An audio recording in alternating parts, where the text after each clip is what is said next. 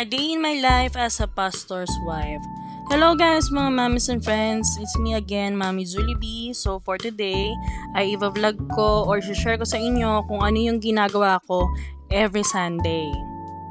So for today's video nga, paalis kami dyan at papunta kaming Paliparan. Nag-aayos na kami dyan at nagpe-pray na bago bumiyahe. So gusto ko din kasi i-share sa inyo yung pagsisimula namin or pagsisimula ng GCMDC Paliparan sa ibang place. Yes, ibang place. So last week, naka-receive si Pastor EJ, ang aking asawa, ng text from the owner na need naming makalipat at makahanap ng panibagong place. Surprise kami kasi need naming maghanap ng paglilipatan with a short notice. Alam naman natin na pag maghahanap ng paglilipatan, another 2 months deposit and 1 month advance ang kailangan. So ayan, umalis na nga kami dyan. Hanap sila pa Sir EJ, isa kayong mga member ng GCMDC Paliparan, pero walang makita. If meron man, sobrang mahal ng place at hindi kaya yung rent fee. So kailangan namin makahanap agad ng place kasi hanggang August 15 lang yung binigay sa amin. Kahit wala kaming mahanap or meron man, ay aalis talaga kami doon at nilagay na namin sa kamay ng Diyos ang lahat. So ito na nga, yung August 15 at wala pa rin kami nahanap. Need na namin umalis at yung mga kapatiran namin dyan ay naghakot na at ramdam mo sa kanila talaga yung lungkot dahil syempre inaalala nila kung saan kami magdadaos ng Sunday service. Dala-dala nila yung upuan, yung speaker, yung pulpit and everything. Pero syempre hindi papayag ang Lord na wala kaming place na pagdarausan. So ayan, nakausap ni Pastor EJ yung Bahay Pangarap, which is yun ay malapit lamang doon sa dati namin nirerentahan, na dyan muna kami pansamantala habang wala pa kaming place na pagdadausan. So ayan nga, nakarating na kami sa place, sa Bahay Pangarap. So inaabangan na tayo ng ating mga members dyan. So, natutuwa din ako kasi ang una kong iisip din, paano yung aking mga chikiting or nag-handle kasi ako ng children ministry. So, at least, alam din nila yung lugar na yan kasi since taga dyan nga sila. So, hindi sila mahihirapang umaten pa rin ng children ministry. So, ayan nga, yung ibang aking mga anak-anak kanay nandyan, nag-aabang sila. So, salamat talaga sa inyo. Nakakatuwa itong mga batang ito sa murang edad pa lang ay naglilingkod na sa Lord. So ayan na sila. So yung aming place dyan ay sa 3rd floor pa. So kailangan nating umakyat ng bonggang-bongga. Sorry sa aking itsura dyan. Walang kasuklay-suklay. So bakit na po kami at titignan natin yung lugar. So actually nakapag-anniversary na ang GCMDC Paliparan dyan way back pa kay Pastor Tony. So, babalikan lang namin pansamantala habang wala pa po kaming nahanap na place talaga. Kasi po, ang rent po dyan ay 500 per hour. Wala pa po yung aircon. Pero kung gusto nyo ng may aircon, ito po ay 700 per hour. So, ang service namin siguro mga 2 hours lang. So, kailangan na namin ng i-manage yung time namin kasi nga per hour yung bayaran dyan. So, ayan.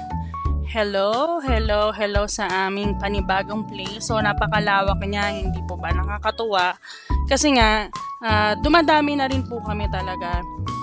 So, kailangan na rin po talaga namin sigurong maghanap ng ibang place na pagdadausan kung saan kasya kami. So, ayan, sinilip ko nga yung bintana. Along the road po siya. So, sa mga gustong pumunta dyan, sabihin nyo lang ay yung Bahay Pangarap. And then, sa 3rd floor lang po kami. So, tentative pa po kasi yung aming lugar dito sa Bahay Pangarap. Kasi depende po yan kung wala pong uupa ng araw ng linggo. So, if ever nagpasabi na po kami na kung wala pong nakarent, kami na po mismo muna yung mag-rent dyan. So, magiging kalaban lang namin dyan sa pag-schedule is yung may-ari po talaga kasi sabi nga po nila ay may mga event din silang ginagawa. Minsan lang naman po yun. So, naghahangad pa rin naman po kami ng place na doon na po naman talaga namin balak magstay.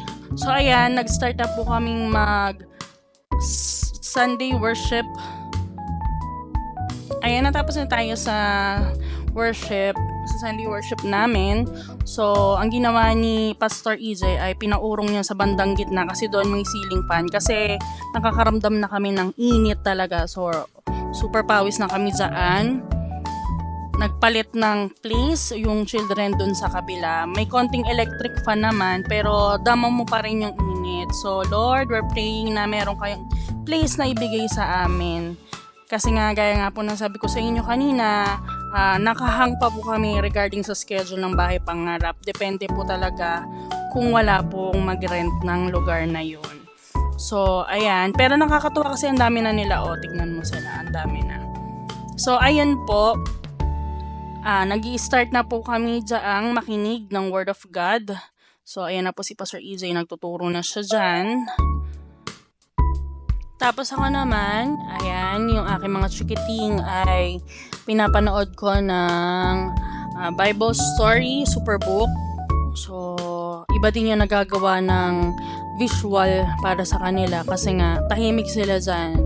So, kailangan namin maging tahimik kasi dahil nga medyo katabi namin yung mga nanay nila, yung mga tatay nila, yung mga kasama nila doon sa pag-aaral ng Word of God naman kay Pastor EJ. So, kailangan hindi namin masapawan yung boses niya since isa lang po yung speaker na gamit namin dyan. So, ayan na, patapos na kami dyan. Patapos na, nag-stop na yung aming pinapanood, yung pinapanood nila. So, it's time na para mag-pray. And then, after ng prayer, ay kakain na po sila. So, ang ginagawa ko po talaga, una ko pong pinapalabas po talaga yung mga bata. Para kasi yung mga umaten po dyan na ibang bata ay taga-labas po. Wala po silang kasamang magulang. So, pumunta po talaga sila dyan every week. Nakikisali sa amin.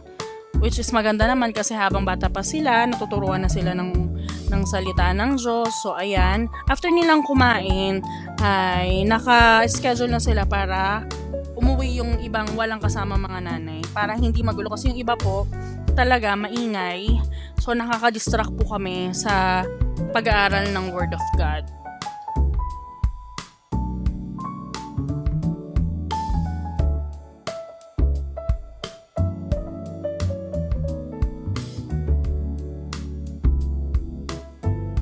So, ayan na, pinalabas ko na isa-isa yung mga walang nanay para medyo malesin yung ingay sa loob. So, yung title ko kanina sa umpisa is A Day in My Life as a Pastor's Wife. So, nakita ko kasi dito at na-realize ko, kaya ko sinishare po sa inyo yung vision na to kasi hindi po madaling maging pastor.